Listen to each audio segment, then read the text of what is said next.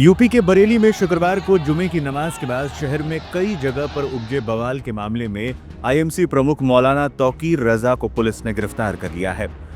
शनिवार सुबह करीब 5 बजे पुलिस ने उनका मेडिकल कराया और उसके बाद सुबह 6 बजे कोर्ट में पेश कर जेल भेज दिया।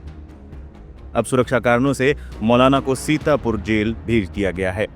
बवाल के दौरान पथराव और झड़पों में 15 पुलिसकर्मी घायल हो गए थे, जिनका इलाज जिला अस्पताल में कराया गया। इसके अलावा मौलाना के 7 समर्थकों का भी मेडिकल कराया गया, जिन्हें जेल भेजा जाएगा। बता दें कि कानपुर प्रकरण को लेकर शुक्रवार को बरेली में बवाल की स्थिति बनी रही। नमाज के बाद कोतवाली की खलील तिराहे से बवाल शुरू हुआ और फिर शहर के विभिन्न इलाकों में पुलिस पर पथराव और फायरिंग की गई। इसको लेकर पुलिस और प्रशासन की ओर से कड़ी व्यवस्था की गई थी। बरेली बवाल पर गरजे थे सीएम योगी। बरेली बवाल के बाद शुक्रवार देर रात सीएम योगी आदित्यनाथ ने कानून व्यवस्था की समीक्षा की थी। सीएम योगी ने बरेली में हुए बवाल पर कहा था, एक भी उपद्रवी बचने ना पाए। इसके बाद से ही बरेली में ताबड़तोड़ एक्शन जारी है। वहीं शनिवार को लखनऊ में एक मीडिया संस्थान के कार्यक्रम में सीएम योगी ने बिना किसी का नाम लेते हुए कहा, आपने देखा होगा कि कल बरेली के अंदर मौलाना भूल गया कि शासन किसका है। पर्व और त्योहारों के दौरान आपने देखा होगा, जब भी पर्व और त्योहार आते थे उत्पात शुरू हो जाती थी।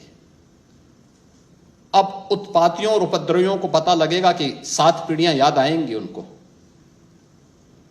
क्योंकि कभी कभी बुरी आदतें जाती नहीं लोगों की, तो उसके लिए उनकी डेंटिंग पेंटिंग करवानी पड़ती है कायदे से, जिससे उनकी बुरी आदतों को हम ठीक कर सकें। और यही डेंटिंग पेंटिंग आपने देखा होगा कल बरेली के अंदर, हो मौलाना भूल गया कि शासन किसका है। वो ये मानता था धमकी देंगे और हम जबरदस्ती जाम कर देंगे। हमने कहा जाम नहीं होगा, कर्फ्यू भी नहीं लगेगा, लेकिन कर्फ्यू का सबक तुम्हें ऐसा सिखा देंगे कि तुम्हारी आने वाली पीढ़ी दंगा करना भूल जाएगी। क्या तरीका है ये? आप सिस्टम को ब्लॉक करना चाहते हैं। और यह प्रवृत्ति थी यूपी के अंदर, 17 के पहले यही होता था। और हम इसी बात को कह सकते हैं कि 17 के बाद हमने कर्फ्यू भी नहीं लगने दिया, लेकिन ऐसे बैरियर को चुन चुन करके वे जिस प्रकार की भाषा को समझते थे उस प्रकार की भाषा से उनको समझा करके उसको उसकी सजा दिलाने का काम भी किया है। और उत्तर प्रदेश की ग्रोथ स्टोरी यहीं से शुरू होती है। क्या हुआ है बरेली में?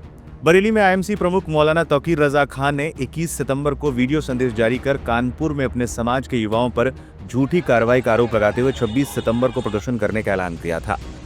गुरुवार रात इजाजत नहीं मिलने का हवाला देकर इस प्रदर्शन को रद्द कर दिया गया, लेकिन शुक्रवार की सुबह मौलाना ने एक बार फिर वीडियो जारी कर लोगों से इस्लामिया मैदान आने की अपील कर दी।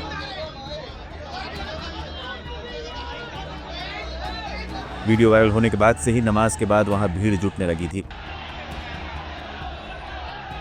इस दौरान उपद्रवियों ने पुलिस पर पथराव कर माहौल बिगाड़ने की कोशिश की। मामले पर जिलाधिकारी अविनाश सिंह का कहना है कि दोषियों के खिलाफ कठोर कार्रवाई की जाएगी। इस तरह से ड्यूटी पे तैनात मिले और निश्चित रूप से हम कह सकते हैं कि जिंदगी पूरी तरह से सामान्य चल रही है, स्थिति पूरी तरह से कंट्रोल में है और आगे भी रहेगी। सर, जिन लोगों ने ये सारा बवाल किया, माहौल खराब किया, फायरिंग पथराव किया, किस तरह की कार्रवाई होगी? क्या एनएसए की भी कार्रवाई की जाए? क्या क्या ये आप भी जान रहे हो कि ऐसे लोगों के खिलाफ कोई उनको फूल माला तो पहनाया नहीं जाएगा। कठोरतम कार्रवाई की जाएगी जो कि एक नज़ीर बनेगी लोगों को।